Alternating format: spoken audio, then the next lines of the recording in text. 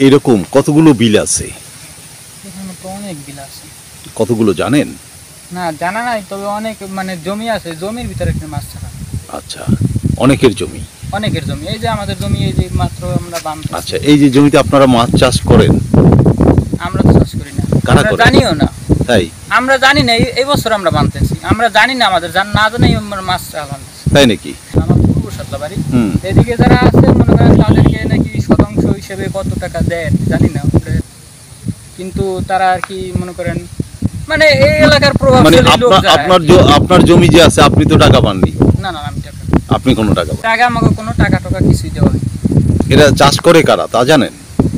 না, চাষ করে কারা তা জানি না, কিন্তু অনেকেই শেয়ার আছে, যাদের যাদের জায়গা তারা শেয়ার আছে। আমরা যারা চাষ করে তারা নেতা শ্রেণীর লোকজন, নাহলে এইভাবে চাষ করা তো সম্ভব না। যে মনে করেন এই যে জায়গা জমি সব তো ফেলাইতেছে। ধীরে ধীরে জনপ্রিয় ও প্রসিদ্ধ হয়ে ওঠা শাপলার বিলকে ঘিরে চলছে নানামুখী ষড়যন্ত্র।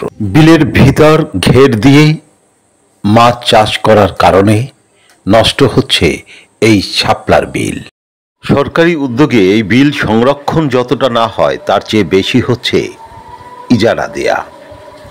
ইজারা বন্দোবস্ত এতটাই ভয়ানক হয়ে উঠেছে যে শুধু বিল নয়, শহর ও গ্রামের গুরুত্বপূর্ণ হাটবাজার ছাড়াও নদী, জলমহল এবং বালুমহলের জন্যে এই ইজারা এখন আতঙ্কের নাম হয়ে উঠেছে গ্রামবাসীর কাছে।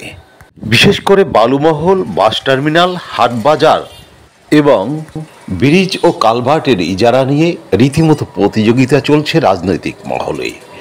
আর এই প্রতিযোগিতাকে উস্কে দিতে সরকারিভাবে প্রশাসনও সহযোগিতা করছেন দ্বিগুণভাবে, যার অন্যতম প্রমাণ ময়মনসিংহ শহরের কাচারিঘাট এলাকার এই ব্রহ্মপুত্র নদীর পাড়ের বালুমহল।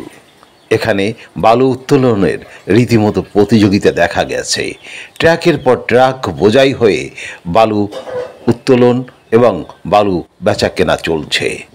একই চিত্র দেখা গেছে বরিশালের মুলাদি, হিজলা এবং আশেপাশের এলাকায়। সেখানে রীতিমতো প্রতিবাদ হয়েছে মানববন্ধন। তারপরও এই বালুমহল ইজারা দেয়া বন্ধ করেনি প্রশাসন।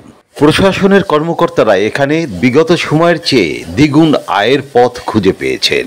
বিশেষ করে হাটবাজার ও বালুমহলে তারা এই লাভের অঙ্কটা অনেক বেশি পেয়েছেন।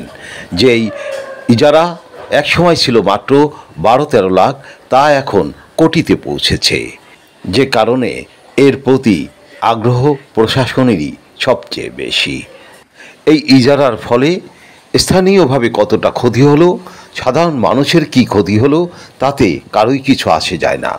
রাজনৈতিক নেতৃবৃন্দ ও ঠিকাদারগণ এ নিয়ে প্রতিযোগিতা করবেন, মারামারি কাটাকাটি করবেন এবং একে কেন্দ্র করে বিভিন্ন সময় হত্যার মতো ঘটনাও ঘটে যাবে। তাতেও প্রশাসনের কিছু আসে যাবে না। তারা এখন আয়ের পথ খুঁজে পেয়েছেন ইজারা দিয়ে। সাধারণ মানুষের প্রতিবাদ এই জায়গাটায়, ইজারা যেন কারো ক্ষতির কারণ না হয়। কোনো ভাইয়ের প্রাণ হানির মতো ঘটনা যেন ইজারার কারণে না ঘটে, এটাই সাধারণ মানুষের প্রত্যাশা। ময়মনসিংহ ঘুরে এসে আরিফ আহমেদ, মোস্তফাপুর, মাদারীপুর।